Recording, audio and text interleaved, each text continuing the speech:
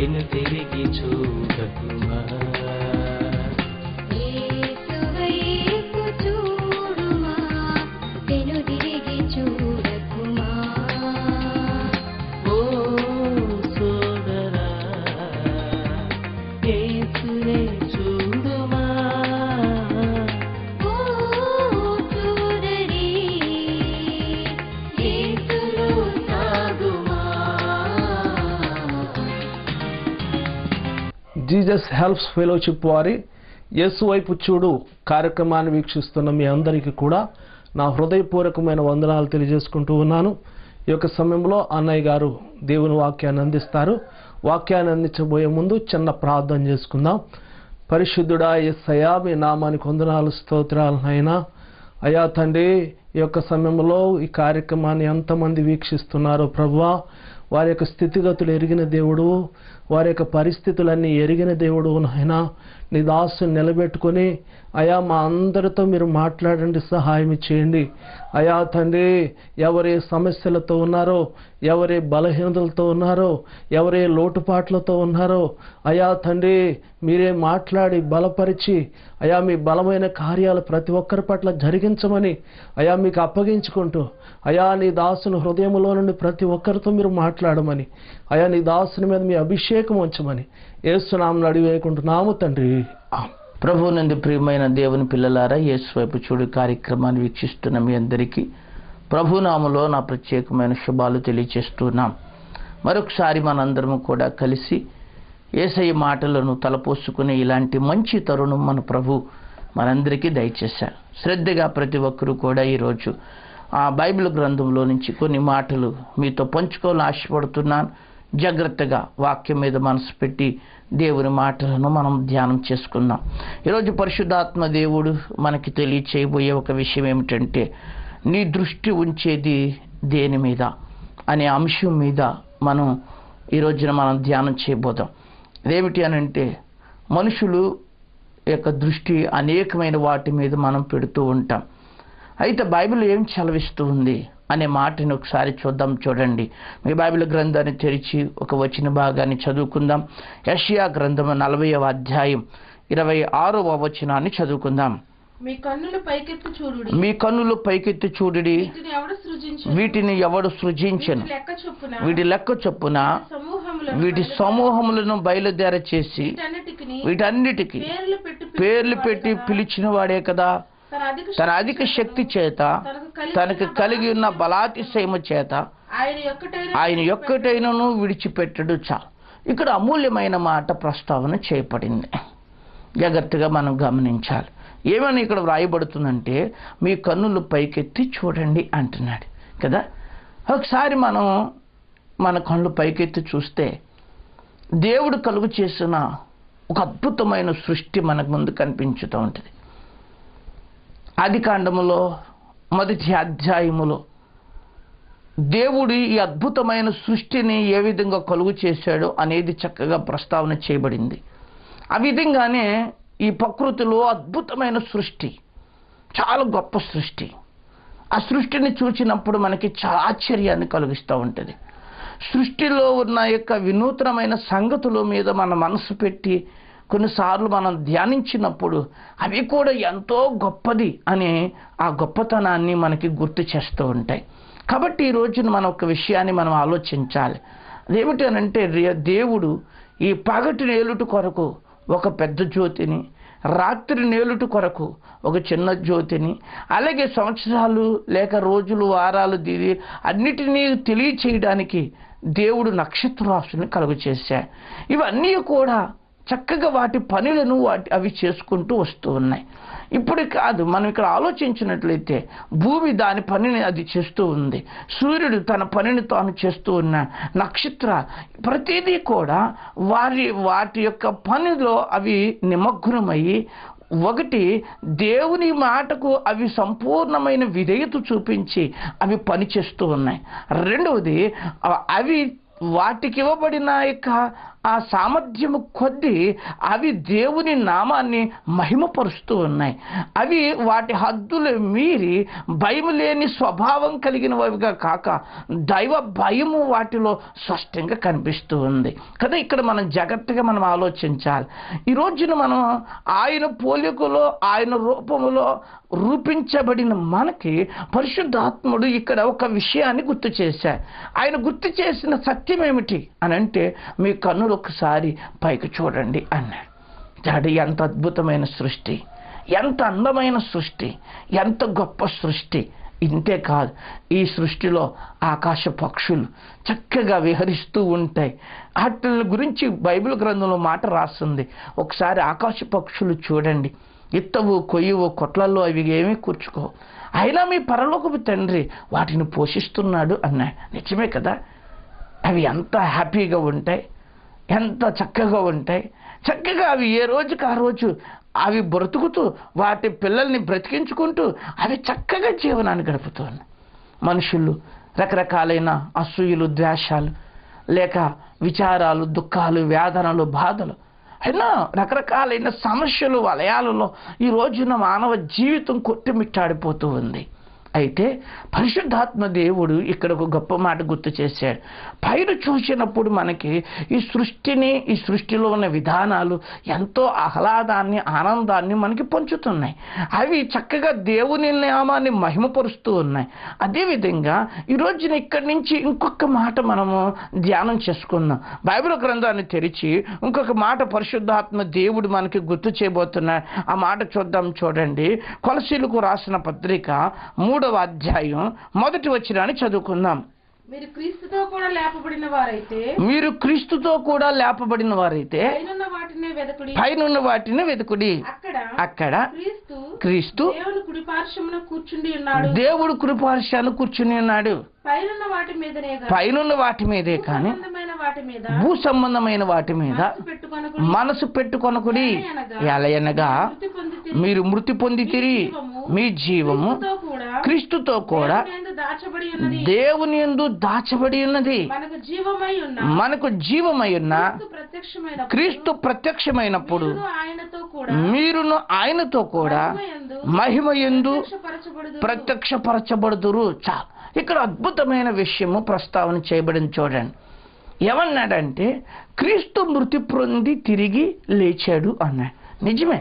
ప్రభువైన యేసయ్య ఈ లోకానికి వచ్చి మన పాపముల కొరకు ప్రాయశ్చిత్తాన్ని చిందిలించి ఆయన 3వ దినాన మృత్యుంజయుడై తిరిగి లేచి ఆయన అనేకులకి అగపడి అందరికీ కనబడి గలిలయలో అనేకమైన ప్రజలు చూస్తూ ఉండగా ఆయన ఆరోహణమైపోయాడు కదా. ఇక గమనించండి, ప్రభు ఏ విధముగా ఆయన ఆరోహణమైపోయాడో సంఘము కూడా ఒక రోజున ప్రభుని ఎదుర్కోవడానికి సిద్ధముగా ఉండాలి. అందుకనే ఇక్కడ ఒక మాట చెప్పబడింది. ఏమని చెప్పబడుతుంది అని అంటే, మీరు క్రీస్తుతో కూడా లేపబడిన వారైతే అన్నాడు. మీరు అనుకోవచ్చు, ఇదేంటండి చనిపోలేదు కదా, మేము క్రీస్తుతో లేపబడటం ఏంటి అనుకోవచ్చు. మన పాప స్వభావాన్ని మనము సమాధి చేసి క్రీస్తులో నూతనముగా జన్మించబడినప్పుడు, లేక క్రీస్తు ప్రభువుని హృదయపూర్వకంగా అంగీకరించి మనస్సు మార్చుకోగలిగితే మనం ఎటు చూడాలి అనంటే పైవైపే చూడాలి. చాలా సందర్భాల్లో ఏమిటి అనంటే గమనించవలసిన విషయం, మనుషులు ఎక్కువగా భూ సంబంధమైన వాటినే మనం చూస్తూ ఉంటాం. మీకు ఒక విషయం చెబుతాను.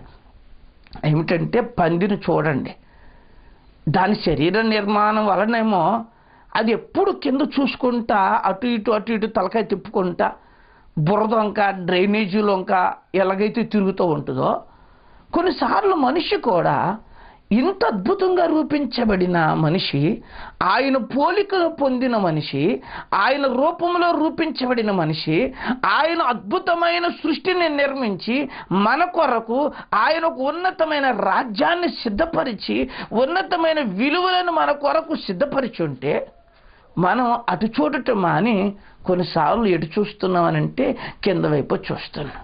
కదా. ఇక్కడ జాగ్రత్తగా మీరు గమనించండి. ఇక్కడ 2 విషయాలు మీరు జాగ్రత్తగా ఆలోచించాలి. బాహ్య నేత్రాలతో చూచేవి, ఆంతర్య నేత్రాలతో చూచేవి. బాహ్య నేత్రాలతో బాహ్య సంబంధమైన వాటిని చూచినప్పుడు మనకి బాహ్య సంబంధమైన వాటి మీద వాంఛ కలుగుతూ ఉంటుంది. మనం ఆత్మ సంబంధమైన వాటిని చూచినప్పుడు ఆత్మ సంబంధమైన వాటి మీద మనలో వాంఛ కలుగుతుంది. ఈరోజు ఆలోచించాను, నీకు ఆత్మ సంబంధమైన వాటి మీద నీకు ఒక మంచి వాంఛ కావాలంటే ఆత్మ సంబంధమైన సంగతులను మనము ఎక్కువగా ధ్యానించవలసిన అవసరం ఉంది. ఈరోజున గమనించాను, కొన్ని సందర్భాల్లో మారు మనసు పొందిన వారవచ్చు, బాప్తీసం తీసుకున్న వారే కొన్ని సంవత్సరాల నుండి దేవునిలో సాగుతుండొచ్చు, కొన్ని సంవత్సరాల నుంచి దేవుని పరిచర్య చేస్తున్న వారు కావచ్చు.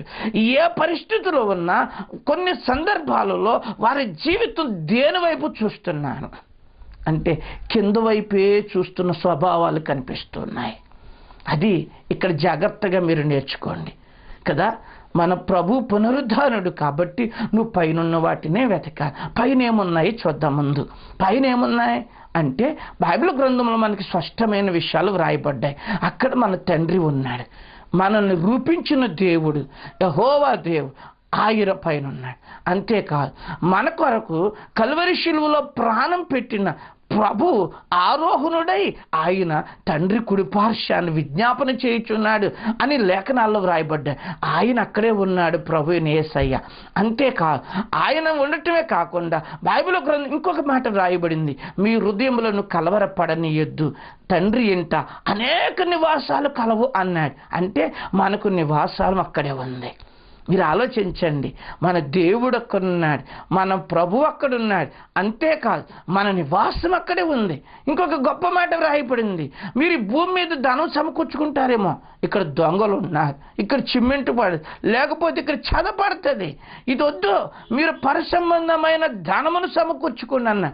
అంటే ఇప్పుడు మన పరలోక ధనము, మన ధనం ఎక్కడుంది అంటే అక్కడ ఉంది. ఇక్కడ గమనించండి, మన పేరు ఎక్కడుంది. ఈ భూమి మీద కొంతమంది అంటే అబ్బో నా పేరు బోల్ అంతుంది, నా పేరు ఎరగనోళ్ళు లేరండి అంట. నిజమే, ఇక్కడ భూమి మీద పేరున్న ఒక రోజు నీ లోకాన్ని విడిచిపెట్టి వెళ్ళిపోతావు, అప్పుడు ఈ పేరున్న వాల్యూ లేదు. అక్కడ జీవగ్రంథంలో నీ పేరు రాయపడాలి. అక్కడ నీ కొరకు నివసించడానికి దేవుడు సిద్ధపరిచిన ఆ నివాసం మీద నీ పేరు రాయపడాలి. ఈరోజున ఆలోచించండి, మన పేరు అక్కడ ఉంది. అవునా, మనకి అనేకమైన సంగతులను బోధించి మన ముందు ఒక గొప్ప సాక్షులుగా నిలబడిన సాక్ష్య సమూహం ఎక్కడున్నారు, అక్కడున్నారు. ఈరోజున ఆలోచించారా, ఎంతమంది ఎక్కడున్నారు అని అంటే అక్కడున్నారు. ఇన్న గొప్ప విలువలు అక్కడున్నాయి. మరి ఈ రోజున మరి మనం వాటిని చూస్తున్నామా? వాటిని పొందుకోవాలి, వాటిని నేను స్వీకరించాలి, వాటితో కలిసి నేను ప్రభుతో అన్యోన్య సహవాసం చేయాలి. ఆశ ఉందా? ఈ రోజున ఆలోచించండి. కానీ వాటిని కంటే ఈ భూమి మీద ఉన్న వాటిని చూస్తున్నాం. భూమి మీద ఏమున్నాయి? శరీరాశ, నేత్రాశ, జీవపోటము, లేదా మోసంతో సంపాదించిన సొమ్ము, అబద్ధాలతో సంపాదించిన సొమ్ము, అక్రమమైన జీవితాలు, సరిలేని పరిస్థితులు ఈ భూమి సంబంధమైన వాటిలో కనిపిస్తున్నాయి. మీరు ఆలోచించండి కదా. ఈ రోజున మనం ఎన్ని కలిగి ఉంటాం. మన ముందు, మన కళ్ళ ముందు ఎంతోమంది భాగ్యవంతులు ఎన్నెన్నో కలిగి, కోట్ల రూపాయలు కలిగి, కోట్ల రూపాయలు విలువైన ఆస్తులు కలిగి రెప్పపాటులో జీవితాలు ముగించుకుని వెళ్ళిపోయారు. మరి వాళ్ళందరూ వదిలేసి వెళ్ళిపోయారు, వాళ్ళందరూ విడిచిపెట్టి వెళ్ళిపోయారు. ఈ రోజున ఆలోచించండి, మనిషి జీవితంలో మనం ఒక్కొక్కసారి మరణించిన వారి ఇంటికో లేకపోతే మరణించిన వారి సంగతి గురించి ఆలోచించినప్పుడు అయ్యో ఎంతో శ్రమించి రాత్రులు కూడా కష్టపడి సమకూర్చాడు, ఏడి మనిషి, ఎక్కడి మనిషి, అంతా వదిలిపెట్టి వెళ్ళిపోయాడు. ప్రసంగి గ్రంథంలో వ్రాయపడుతుంది, భూమి మీద ఉన్న వాటిలో ఇక వాళ్ళకి దేంట్లోనూ పాలు లేదు, దేంట్లోనూ వాళ్ళకి అవకాశం లేదు, సంబంధం లేదు. వాళ్ళు ఆనందించరు, వాళ్ళు దుఃఖపడరు, వాళ్ళు పగబెట్టుకోరు. ఈ రోజున ఆలోచించండి కదా. మరి ఈ రోజున మనం ఇక్కడే ఉన్నాం, కానీ మన దృష్టి ఎటు ఉంది? ఈ రోజున ఆలోచించండి. కొన్ని సందర్భాల్లో ఉద్యోగాలు చేసుకున్న వారి గురించి ఆలోచిస్తే వాళ్ళు ఏమనుకుంటారంటే ఒక 5-10 సంవత్సరాలు ఒక ప్రాంతంలో ఉండి ఓ టీచర్ గాను లేకపోతే ఒక ఎంప్లాయీ గాను అక్కడ ఉండి పని చేసుకొని వాళ్ళు పుట్టిన ఊరికి వెళ్ళి అక్కడే సెటిల్ అయిపోవాలని చూస్తారు కదా. ఈ ఒకవేళ పుట్టిన ఊరు కూడా మనం సెటిల్ అయ్యేది కాదు. మీరు జాగ్రత్తగా ఆలోచించండి. మీ తాతల నాటి నుంచి ఆస్తులున్న ఆ ప్రాంతం కూడా సెటిల్ అయ్యేది కాదు. నువ్వు నేను సెటిల్ అయ్యేది ఒకే ఒక చోట. ఎక్కడో తెలుసా? దేవంతు. ఎందుకంటే ఆయనే మనను పుట్టించాడు. మరలా మనం చేరుకునేది కూడా అక్కడికే చేరుకోవాలి. కాబట్టి ఈ రోజున మనం ఆలోచించాలి కదా. ఈ రోజున మనుషుడు అంత ఖాళీ లేదు. చాలా బిజీ లైఫ్లో ఏదో సంపాదించాలి, ఏదో సమకూర్చాలి, నా బిడ్డల కొరకు నా కుటుంబం కొరకు ఏదో సాధించాలని ఆతృత మనుషులో కనిపిస్తుంది. కానీ నువ్వు దేవుని వైపు చూస్తున్నావా? నువ్వు పైనున్న వాటిని చూస్తున్నావా? ఆత్మ సంబంధమైన వాటిని చూస్తున్నావా? వాటిని సమకూర్చుకోవడానికి నీవు ఈ భూమి మీద ప్రయాసపడుతున్నావా? ఆలోచించండి. బైబిల్ చరిత్రలో కొంతమంది కింద బయటే చూశారు. అలా చూచిన వారిని గుర్తు చేస్తాను, జాగ్రత్తగా గమనించండి. ఓ సందర్భం రాయబడింది యెహోషువ గ్రంథంలో 7వ అధ్యాయం 21వ వచనంలో ఆకాను గురించిన ఒక సందర్భము ప్రస్తావన చేయబడింది. అక్కడ ఒక ఆయన ఉన్నాడు. ఆ రోజున కూడా దేవుడు మోషే ద్వారా ఇశ్రాయేలు ప్రజలకు ఒక ఆజ్ఞ ఉంది. ఇవ్వబడిన ఆజ్ఞ ఏమిటనంటే, మనం ప్రయాణం చేసిన ఈ ప్రయాణ మార్గంలో మనకు వెండి దొరికిన, బంగారం దొరికిన, ధనం దొరికిన, వస్త్రాలు దొరికిన ఏవి ముట్టుకోవద్దు.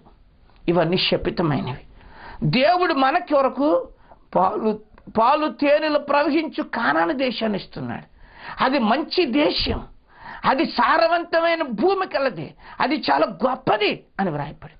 అంత గొప్ప దేశాన్ని దేవుడు మనందరికి ఇస్తున్నాడు. అబ్బాయి, కట్టనక్కర్లేదు, ఇళ్ళు కట్టున్నాయి, నాటక్కర్లేదు, తోటలు నాటున్నాయి అని ఇంత గొప్పగా సంగతులు చెప్పి మనం జయించుకుంటూ వెళుతున్నప్పుడు ఏది మీరు ముట్టద్దు, ఎందుకంటే ఇది శపితమైనది అని చెప్పితే అందరూ కూడా ఎంత అయినా, వస్తువులైనా, వాహనాలైనా, ఏవైనా ఆ రోజుల్లో ఎంత బంగారమైన వస్త్రాలైనా అలా పడేసుకుని తొక్కుకుంటూ పోయేవాడు.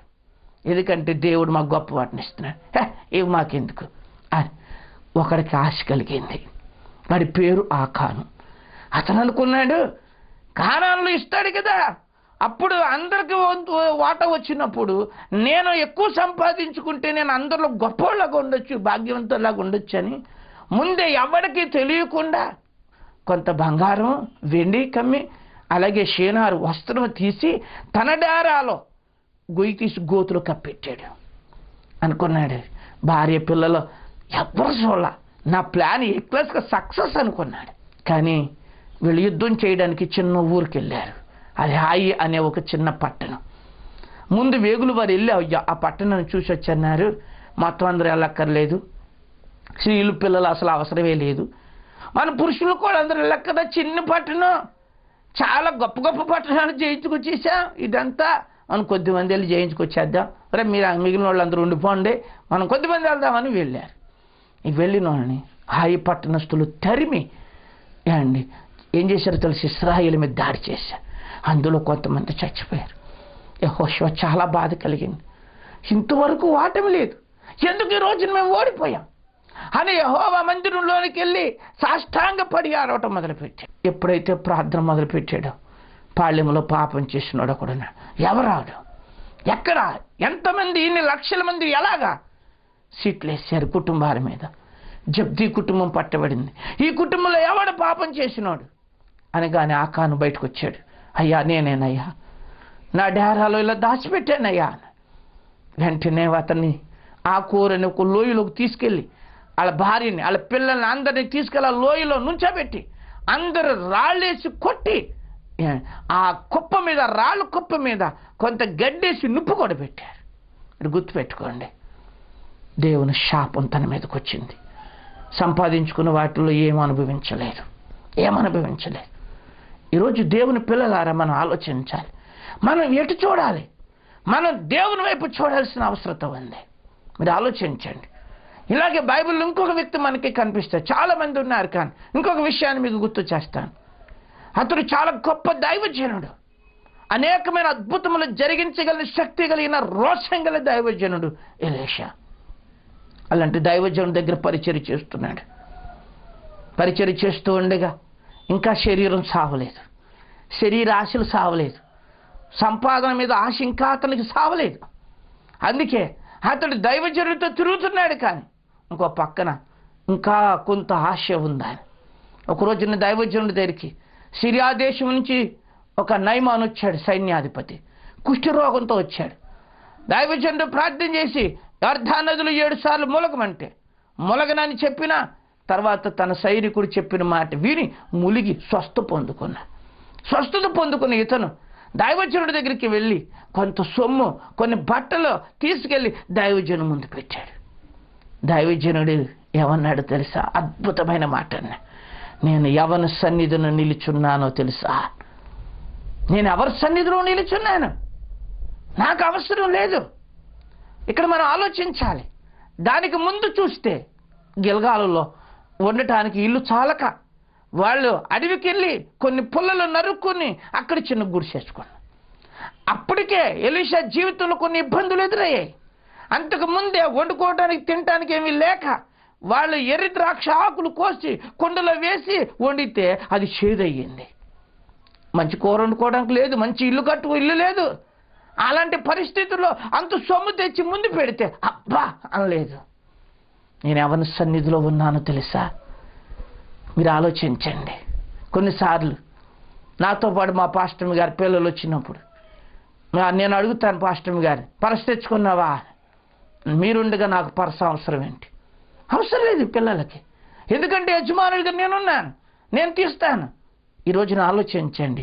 దైవజనుడు ఎలీషా ఆయన ఉన్నాడు, నాకు అంత గొప్పవాడు ఉండగా నాకు ఇవన్నీ ఎందుకు అబ్బాయి, ఏమొద్దు పట్టుకెళ్ళిపో అన్నాడంతే. మీరు ఆలోచించారా?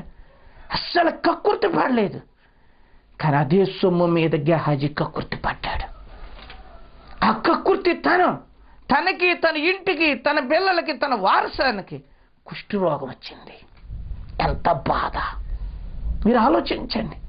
ఇటు చూచి ఈరోజు నువ్వు దేవుని వైపు చూడాలి, మనం ప్రభు వైపు చూడాలి. బైబిల్ గ్రంథంలో స్టెఫను కనిపిస్తున్నాడు. అతడు చాలా భక్తిపరుడు, యవనస్తుడు, చాలా ఆత్మీయం కలిగిన వాడు, విశ్వాసంతో నిండినవాడు, చాలా భక్తి కలిగిన వాడు, ఆత్మతో నింపబడినవాడు. ఇలాంటి యొక్క స్టెఫను వాళ్ళందరూ కలిసి యేసు ప్రభువుని గురించి మాట్లాడుతున్నది సౌలు వాడిని రాళ్ళతో కొట్టి చంపమన్నాడు. అందరూ రాళ్ళు తీసుకుని స్టెఫను కొట్టబోతూ ఉండగా అతడు అంటున్నాడు, ఆకాశం వైపు కన్నులెత్తి, ఇదిగో ఆకాశం తెరవబడింది, మనుష్య కుమారుని చూస్తున్నా నేను అంటూ ఉంటే వాళ్ళ రాళ్ళు తీసుకుని సావ కొడుతున్నాడు. గమనించండి, అలా దెబ్బలు తగులుతూనే ఉన్నాయి, రక్తాలు కారిపోతున్నాయి, కింద పడ్డాడు. ఒక్క మాట అన్నాడు, ప్రాణం పోతూ ఊపిరి ఊడిపోతుండగా, తండ్రి వీరిని క్షమించు. ఆలోచించండి ఎంత గొప్ప త్యాగము. ఆ త్యాగమే కఠినుడు, భయంకరుడైన సౌలు రక్షణకి కారణమైంది. ఈరోజున ఆలోచించారా? నువ్వు ఖచ్చితంగా ఈరోజు దేవుని వైపు చూడాలి. నువ్వెన్ని సంవత్సరాలు సీనియర్ విశ్వాసి అయినా ఇంకా లోకం వైపు, ఇంకా పాపం వైపు, ఒకవేళ మంచి సేవ చేస్తున్న దైవజనుడు అయినా ఇంకా లోకం వైపు, ఇంకా చెడు వైపు, ఇంకా ధనాపేక్ష వైపు మనసు ఉంటే నష్టపోతావు. ఎలీషా చెప్పగలిగినట్టు చెప్పగలగాలి, నేను యవన సన్నిధి నిలుచున్నా. ఏదైనా నీకు అవసరం ఉందా అని అడిగితే నేను యవన సన్నిధి నిలుచున్నాను అని అంత ధీమాగా, ధైర్యంగా మాట్లాడే పౌరుషం కలిగిన క్రైస్తవుడిగా జీవించవలసిన అవసరం ఉంది. పైకి చూసేవాడే ఇలా మాట్లాడగలుగుతాడు. ఇలా మాట్లాడే ధైర్యం నీకు కావాలంటే ఈరోజే నీ యేసు వైపు చూస్తావా? ఈరోజు నేను ప్రభు వైపు చూస్తావా? బైబిల్ గ్రంథం మాట రాయబడుతుంది, బుద్ధిమంతుడైతే కిందున్న పాతాళం తప్పించుకుని పరమనున్న జీవ మార్గాన్ని ఎదుగుతాడు. మీరు ఈ రోజున బుద్ధిమంతుడిగా పరమందున్న జీవ మార్గాన్ని, ఆ పరలోక రాజ్యాన్ని సంపాదించుకోవడానికి, ఆ రాజ్యంలో, ఆ ఉన్నతమైన రాజ్యంలో, ఆ ప్రభువుతో, ఆ దేవునితో, నీ కొరకు నా కొరకు ప్రాణం పెట్టిన ఆ యేసయ్యతో యుగయుగాలు జీవించాలనుకుంటే ఇప్పుడే ఒక మంచి తీర్మానం చేసుకో. నీ బాధ, నీ కరువు, నీ కష్టాలు అన్నీ ఖచ్చితంగా తీర్చబడితే నువ్వు దేవుని వైపు చూస్తే అలా చూస్తావా? మోకరించండి, ప్రార్థన చేసుకున్నాం. దయగలిగిన ప్రభువా, నీ పరిశుద్ధ నామానికి వందన. ఈరోజు నాయన నీ అమూల్యమైన మాటల చేత మా బిడ్డలందరితో మీరు మాట్లాడినందుకు వందన. దేవా, మేము ఈ లోకములో ఉన్న ధనాలు, లోకములో ఉన్న పాపాలు, లోకములో ఉన్న శాపాల వైపు కాదు కానీ మేము నీ వైపు చూడడం మాకు నేర్పించండి. పునరుద్ధానుడై తిరిగి లేచిన నీ వైపు చూస్తేనే మా జీవితాలు దీవించబడతాయి. తండ్రి నీకు వందన. నాయన ఈరోజు నీ వైపు చూడటానికి దేవా ఎంతమంది ఆ ఆత్మీయమైన రోషం కలిగి ఉన్నారు దేవా, బిడ్డలను దీవించండి, ఆశీర్వదించి వారి జీవితాల్ని గొప్ప కార్యములు చేయమని కోరుతూ ప్రార్థిస్తున్నాం. ఈ వర్తమానంలో ఉన్న బిడ్డల ప్రభు, వ్యాధి, బాధ, బలహీనతల్లో ఉన్న బిడ్డలు, ప్రతి సమస్యలో ఉన్న బిడ్డలను విడిపించిదే నీకు ఇష్టలుగా జీవించుడు, గొప్ప కార్యము జరిగించమని, నీ సహాయం అందించమని, ఈ అమూల్య పరిచర్య కొనసాగట్టుకు కృప చూపమని యేసు నామములో అడుగుచున్నాము తండ్రి, ఆమేన్. త్రియేక దేవుని సన్నిధి సహవాసం కార్యక్రమం వీక్షిస్తున్న బిడ్డలందరికీ సదా తోడి నడిపించునుగాక, ఆమేన్. ఇంతవరకు ఈ కార్యక్రమాన్ని వీక్షించిన మీ అందరికీ కూడా మా హృదయపూర్వకమైన వందనాలు తెలియజేసుకుంటూ ఉన్నాను. ఈ కార్యక్రమానికి సహాయపడదలిచిన, ఈ కార్యక్రమం మీద మీకు ఏమైనా అభిప్రాయాలున్నా మీరు మాకు తెలియచేయండి. మా అడ్రస్ యెరూషలేము ప్రార్థనా మందిరం, అపారపేట, ఆకువీడు మండలం, పశ్చిమ గోదావరి జిల్లా, పిన్ కోడ్ 534235, సెల్ నంబర్స్ 9705516833, మరి ఒక సెల్ నంబర్ 9491975153.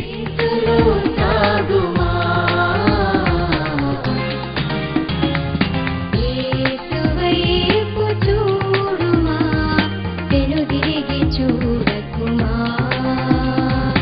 యేసువైపు చూడుమా, వెనుతిరిగి చూడకుమా.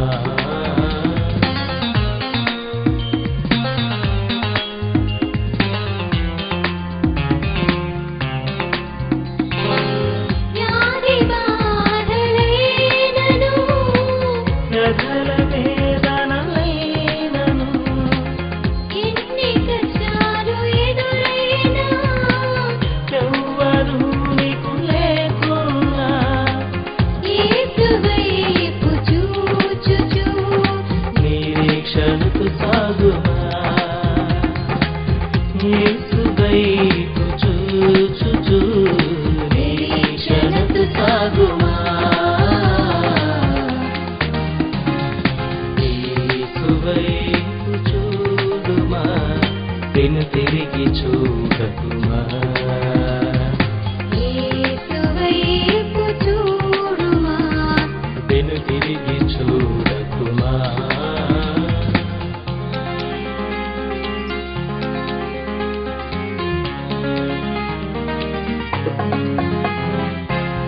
అందరూ నిన్ను వీడినా, ఆదరణ కరువైనను, ఆపదలలో నీవున్నా, ఆదరించని వారున్నా, యేసువైపు చూచుచు నిరీక్షణకు సాగుమా. యేసువైపు చూచుచు నిరీక్షణకు సాగుమా. యేసువైపు చూడుమా, వెనుతిరిగి చూడకుమా. యేసువైపు చూడుమా, వెనుతిరిగి